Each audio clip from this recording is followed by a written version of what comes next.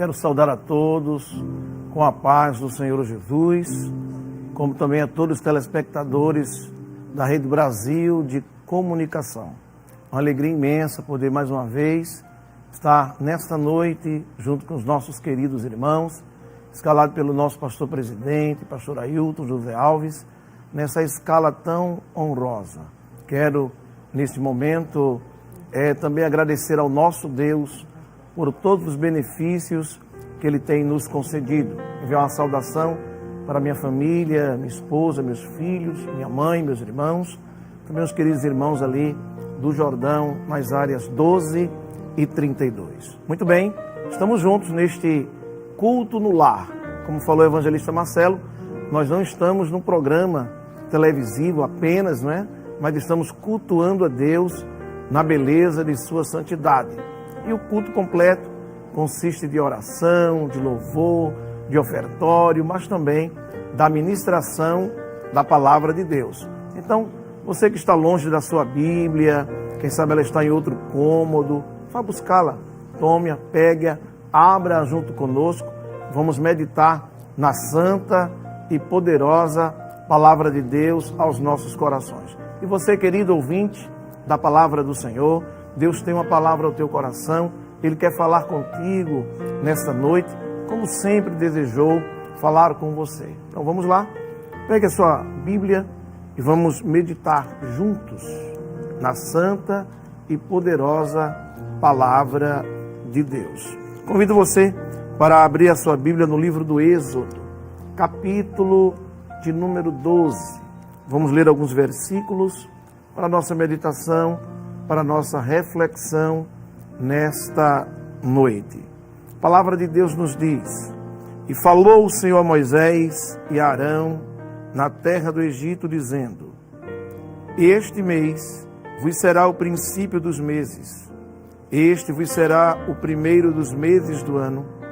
Falai a toda a congregação de Israel, dizendo: Aos 10 deste mês, tome cada um para si um cordeiro, segundo as casas dos pais, um cordeiro para cada casa. Mas, se a família for pequena para um cordeiro, então tome um só com o seu vizinho perto de sua casa, conforme o número das almas, conforme o comer de cada um. Fareis a conta para o cordeiro.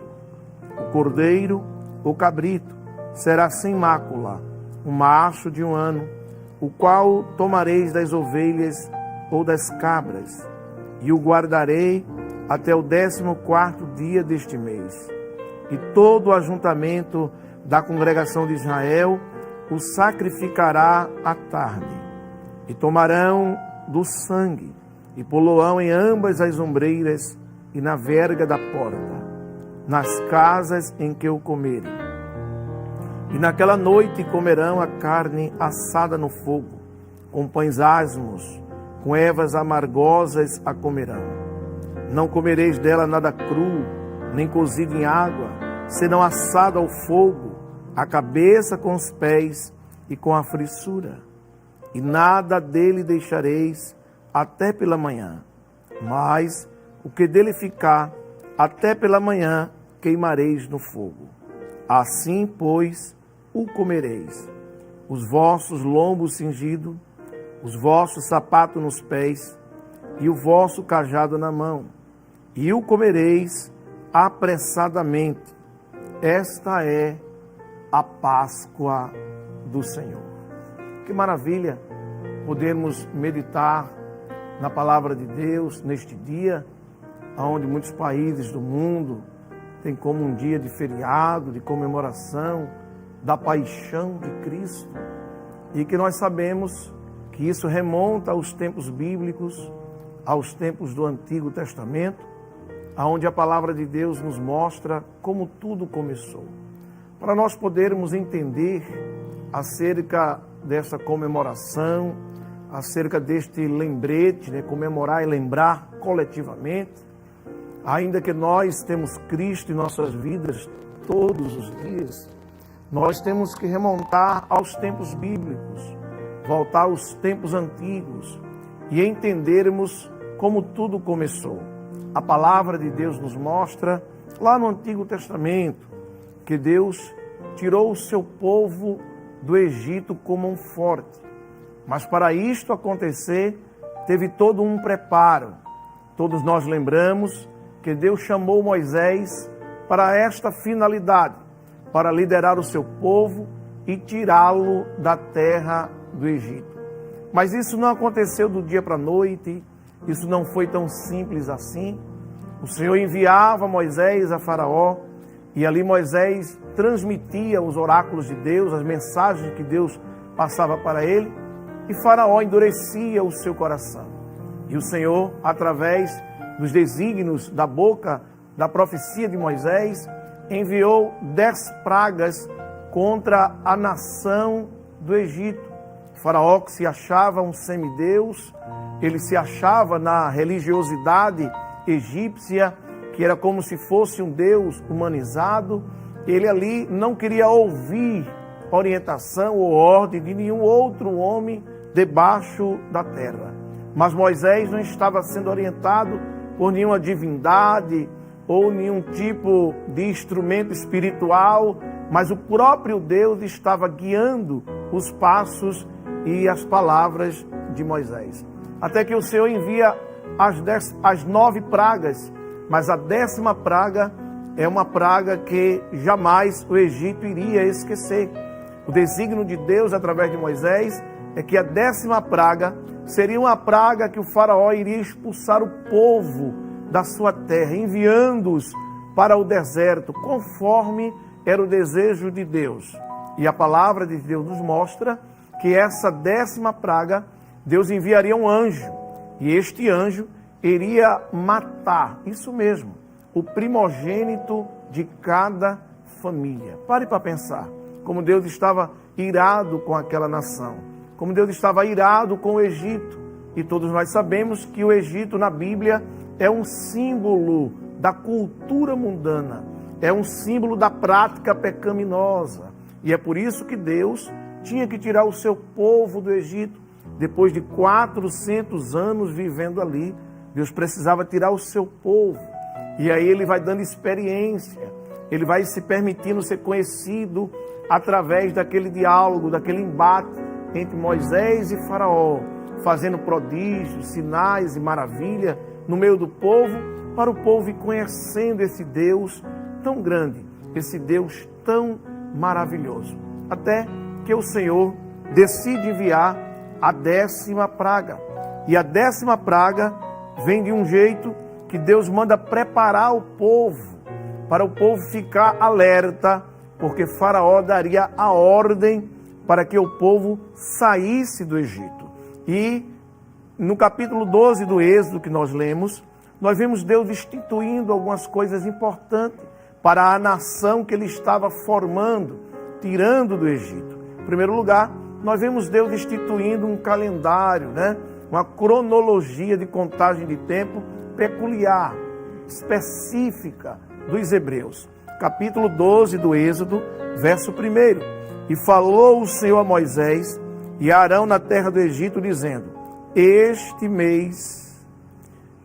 mesmo mês vos será o princípio dos meses. Veja, começa a contar de aqui a história de vocês. Este vos será por primeiro dos meses do ano. Falai a toda a congregação de Israel, dizendo: aos 10 deste mês, tome cada um para si um cordeiro, segundo as casas dos pais, um cordeiro para cada casa. Deus vai estabelecendo um ritual para que o seu povo fosse cumprindo. E no cumprimento desse ritual, iam achando graça diante de Deus. Porque o que Deus quer é a obediência do seu povo. O que Deus quer é a obediência daqueles que se aproximam dele. Então, para se aproximar de Deus, tem que ser obediente a Deus. 4. Mas, se a família for pequena para um cordeiro, então tome um só com o seu vizinho, perto de sua casa, conforme o número das almas, conforme o comer de cada um, fareis a conta para o cordeiro. O cordeiro ou cabrito será sem mácula. Veja, não poderia ser um animal defeituoso, um macho de um ano.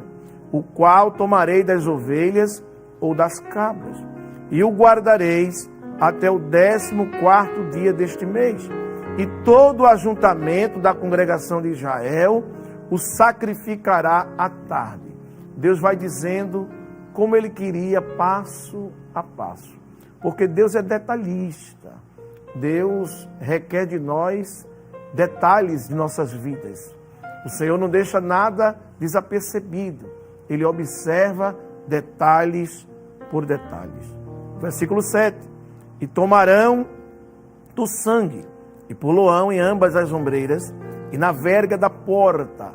O que nós chamamos aqui a portada, a grade da porta principal da entrada das casas. Ele continua: nas casas em que o comerem, aquela noite comerão a carne assada no fogo, com pães asmos, com ervas amargosas a comerão.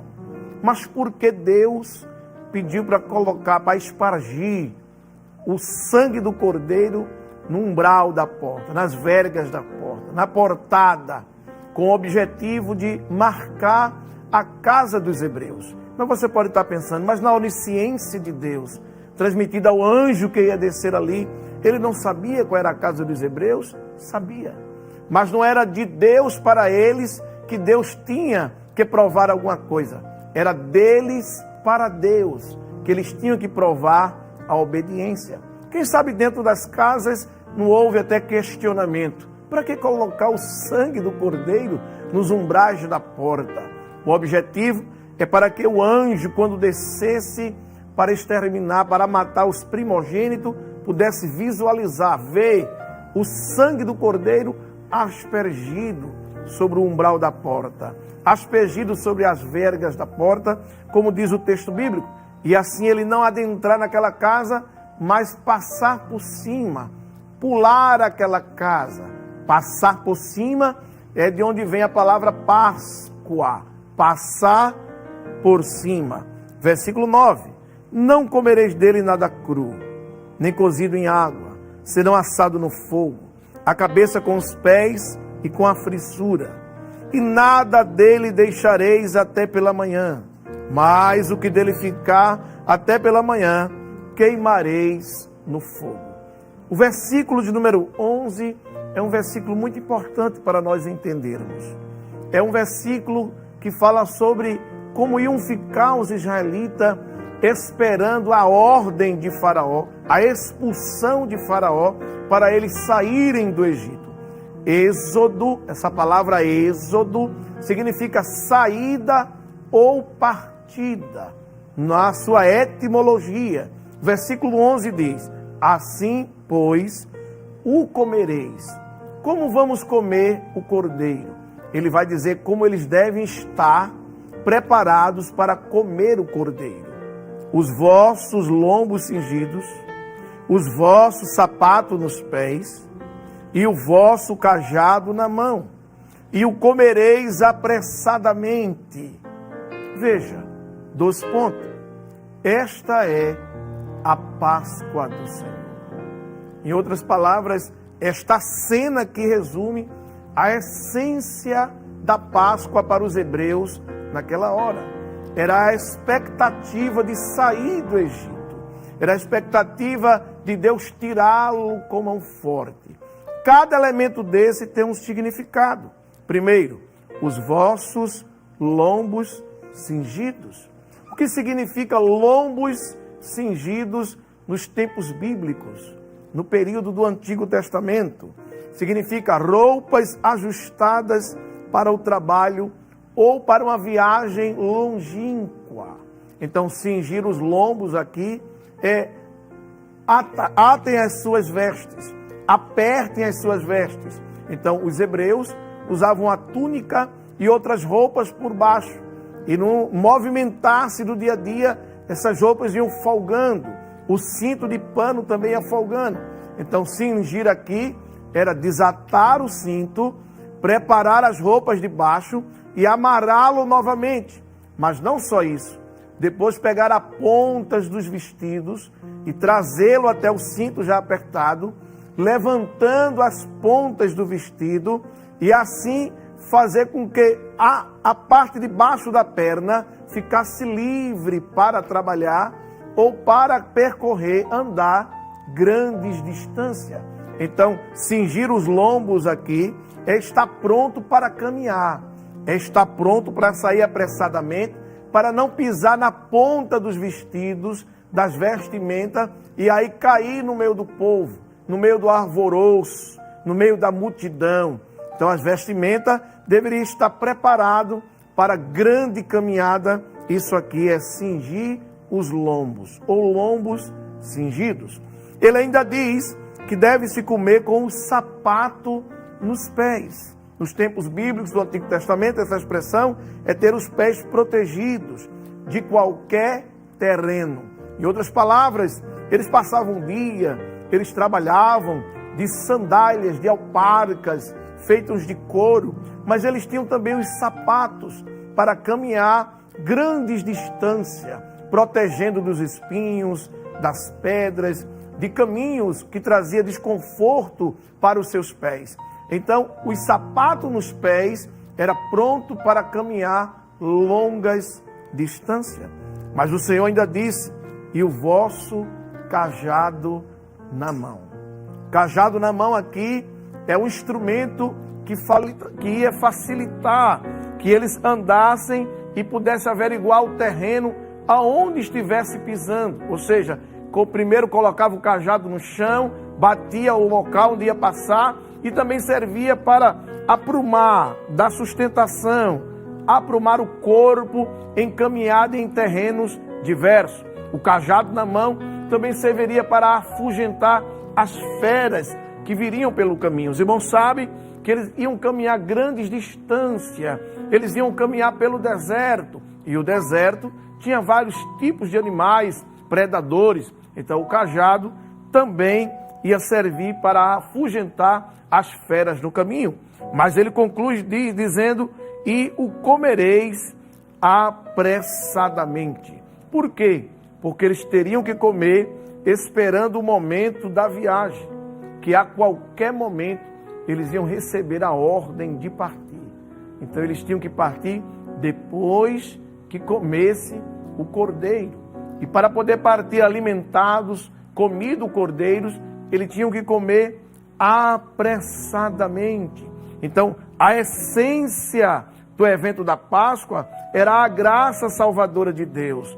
Deus tirou os israelitas do Egito, não porque eles eram um povo merecedor, mas porque Ele os amou e porque Ele era fiel ao seu conserto. Em outras palavras, Deus decidiu tirar o povo do Egito porque Ele amava aquele povo. Ainda que aquele povo em dados momentos era de dura cerviz, era um povo rebelde, desobediente, mas Deus tinha feito pacto com os seus ancestrais, com os patriarcas, e Deus agora estava cumprindo a sua promessa com os descendentes de Abraão, de Isaque e de Jacó. Não é porque eles eram merecedores, porque quem era eu, quem era você, quem era aqueles que hoje são agraciados por Deus, mas Deus um dia usou alguém e nos alcançou. A graça de Deus nos alcançou e nos trouxe para perto dele. E você também que me ouve neste momento, Deus tem um plano na sua vida. Deus também quer tirar você de onde você está. Você pode estar dizendo: mas pastor, para mim é impossível tal acontecimento. Eu quero lembrar as palavras do anjo Gabriel a Maria: porque para Deus nada é impossível. Em Lucas capítulo 1, versículo de número 37. Seria impossível na visão humana Deus tirar o seu povo do Egito, mas o Senhor assim o fez, através de Moisés, guiando o seu povo e tirando do Egito. Semelhantemente, queridos, a salvação que recebemos de Cristo nos vem através da maravilhosa graça de Deus, porque pela graça sois salvos. Isto não vem de vós, é dom de Deus. A salvação é um dom. No original, dom é um presente, aquilo que é nos dado imerecidamente. E Deus quer te alcançar hoje também. Não importa a tua condição. O propósito do sangue aplicado às vergas das portas era para salvar da morte os primogênitos de cada família. Mesmo assim, é o sangue de Cristo que foi derramado por cada um de nós lá na cruz do Calvário. Quando aquele sangue foi vertido, molhou aquele madeiro, molhou aquele artefato religioso onde o nosso Senhor Jesus foi crucificado. Lembrava-se desta cena, o sangue de Jesus sendo derramado ali na cruz do Calvário. Lembrava o sangue do Cordeiro sendo aspergido também nos umbrais da porta. E agora o que é que isso significa? É que quem tem o sangue de Cristo derramado sobre ele está redimindo-o de todo o pecado. É isso que vai fazer com que na vinda de Jesus ele possa tirar da terra aqueles os quais o seu sangue lhe alcançou. Oh, que maravilha! O Cordeiro Pascual era um sacrifício, como está em Êxodo 12, 27, a servir de substituto dos primogênitos. Por quê?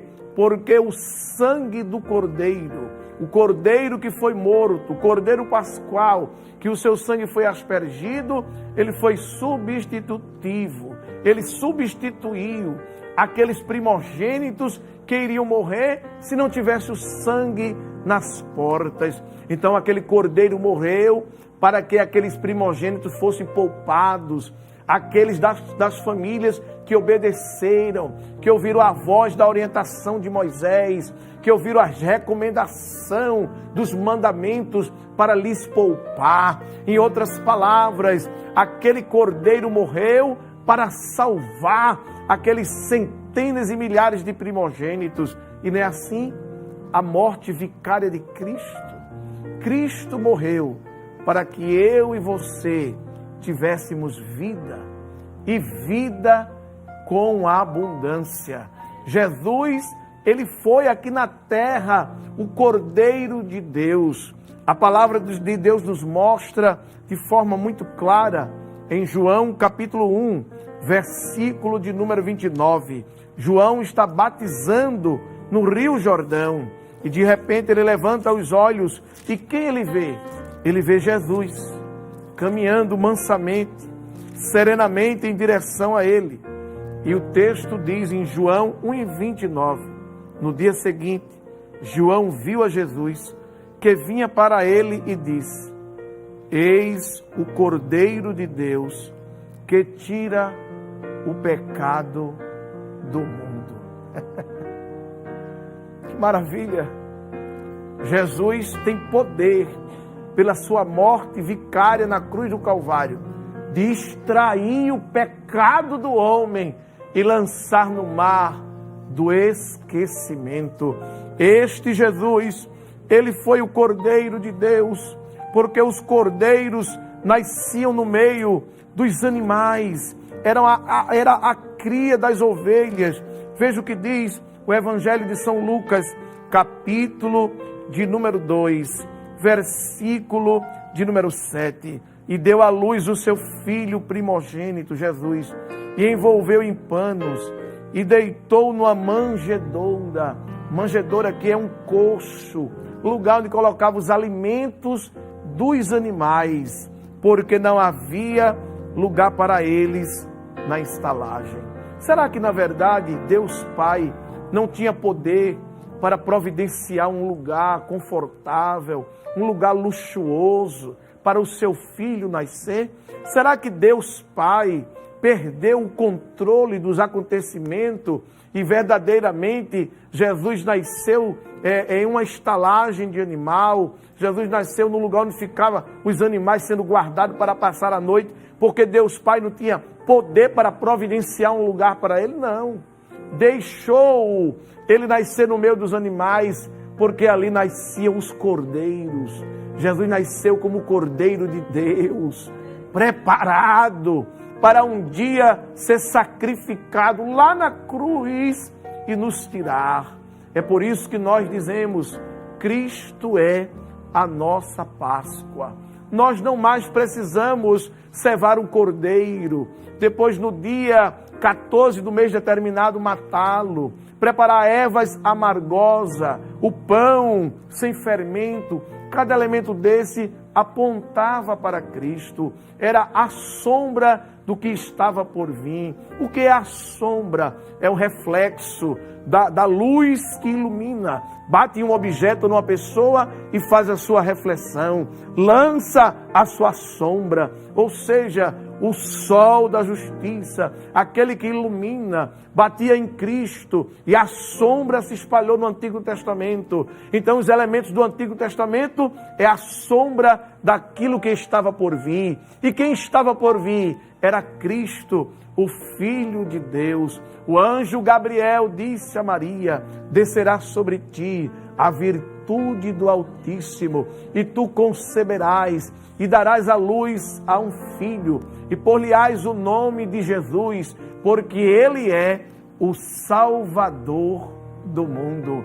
E ele veio a este mundo com este objetivo de nos substituir na morte que está por vir, na ira vindoura de Deus contra os quatro cantos da terra. Mas aqueles que entregarem a sua vida para este Cordeiro, ele vai cobrir, ele vai livrar, ele vai nos apresentar ao Pai. E quando o Pai derramar a sua ira sobre os quatro cantos da terra, nós não estaremos mais aqui, porque Jesus disse em João, capítulo 14, verso 1 em diante: não se turbe os vossos corações, credes em Deus, crede também em mim. Na casa de meu Pai tem muitas moradas, e se não fosse assim, eu não vou-lo teria dito, mas eu vou preparar-vos lugar, e quando eu for e vos preparar-vos lugar, virei outra vez para vos levar, para onde quer que eu esteja,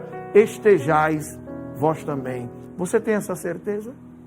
Você está aguardando este momento, que o Cordeiro de Deus vai voltar outra vez para nos arrebatar e nos levar para estar com Ele para todo sempre? Sim, esta promessa é fiel e verdadeira. O próprio Jesus disse que um dia Ele ia voltar novamente, no texto que citamos, para arrebatar a sua igreja.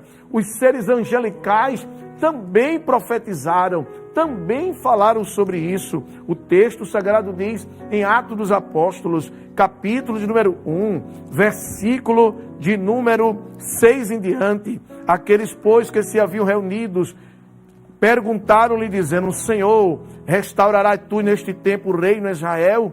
E disse-lhes: não vos pertence saber os tempos ou as estações que o Pai estabeleceu pelo seu próprio poder, mas recebereis a virtude do Espírito Santo, que há de vir sobre vós, e ser-me-eis testemunhas, tanto em Jerusalém, como em toda a Judeia e Samaria, e até os confins da terra. Nós vimos Jesus falando que Ele vai voltar. Agora os seres angelicais também falam a mesma coisa. Versículo 9. E quando dizia isto, quem dizia? Jesus, assunto ao céu, subindo devagarinho.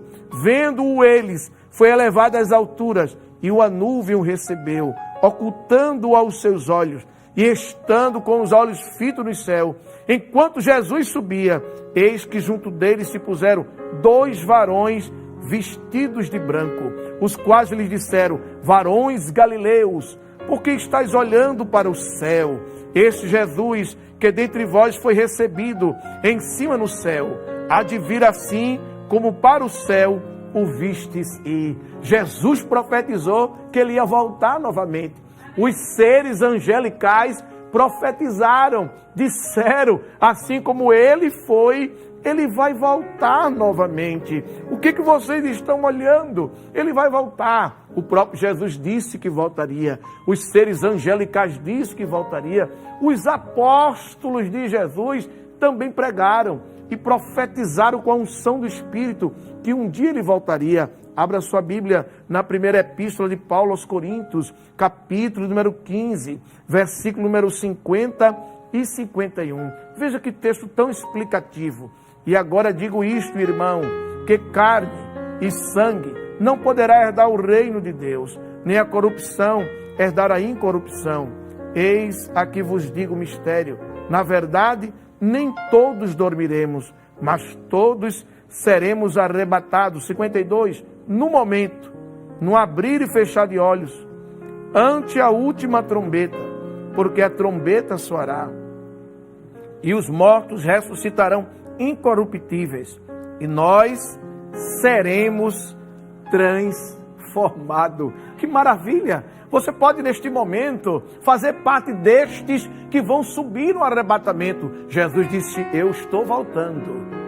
Os seres angelicais disseram, ele foi, mas vai voltar. O apóstolo São Paulo escreveu aqui dizendo que era um grande mistério, mas agora eu estou revelando. Será no abrir e fechar de olhos. Será de repente o Senhor vai surgir nas nuvens e vai arrebatar a sua igreja. Mas nós não queremos ir e deixar você para trás, não. Você pode começar a interagir conosco agora, pelas linhas interativas, e começar a mandar a sua mensagem dizendo, eu quero subir no arrebatamento da igreja. Eu quero que Jesus seja o meu cordeiro. Eu quero que Jesus seja o salvador da minha vida. Começa a interagir conosco agora. Manda a tua mensagem para os números que estão aparecendo na tela, 994 66 50 98. Mande a sua mensagem pelo chat lá no YouTube. Eu quero que Jesus seja a verdadeira Páscoa na minha vida. Eu quero entregar a minha vida para Jesus como Senhor e Salvador dela.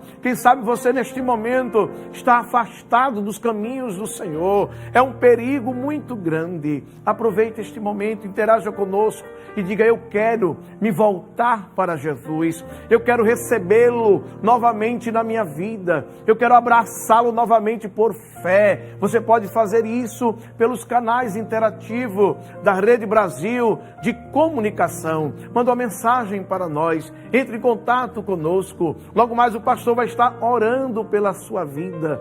Vai estar apresentando a sua pessoa. Não te preocupa com outras pessoas da tua família, não. O Senhor tem poder para salvar a todos, mas alguém tem que dar início, alguém tem que deixar ele entrar, alguém tem que deixar ele dar o começo da salvação no meio da parentela. Quem sabe você vem dizendo, que desejo eu tenho de ser um crente fiel, de ser uma pessoa que anda conforme os mandamentos da palavra de Deus, mas eu me preocupo com o cônjuge, com os filhos, com meus pais, com a minha família, com a minha parentela. Eu quero te dizer o que Paulo disse ao carcereiro, crê no Senhor Jesus Cristo e serás salvo tu e a tua casa. Vem para Jesus nesta noite. Faz a sua decisão por Cristo nesta noite. O Cordeiro de Deus que tira o pecado do mundo, Ele está falando contigo neste momento e está dizendo, vinde a mim, todos vós que estáis cansados e oprimidos, e eu vos aliviarei. Aonde está você agora? Se manifeste, entre em contato comigo, dê o seu testemunho público que você está aceitando a Jesus como seu único e suficiente Salvador. Que Deus em Cristo possa alcançar a tua vida, que você possa dar lugar ao Espírito Santo nesta noite, que você possa fazer a sua decisão, tendo a consciência que esta palavra explicativa acerca da ação miraculosa de Cristo na cruz do Calvário por cada um de nós, ela é suficiente para salvar você de todo o pecado. Quem sabe você está dizendo, pastor, mas a minha vida de pecado, o que eu tenho feito, o que eu tenho me comportado, é impossível, não tem mais jeito para mim. Não, senhor e não, senhora, o sangue de Jesus te purifica de todo o pecado. Toma a tua decisão por Cristo nesta noite e Ele vai solucionar, Ele vai começar a arrumar tudo que está fora do lugar para que você possa, junto com a igreja de Cristo, caminhar neste mundo e aguardar o arrebatamento da igreja. Que Deus nos abençoe em nome de Jesus. Obrigado, pastor.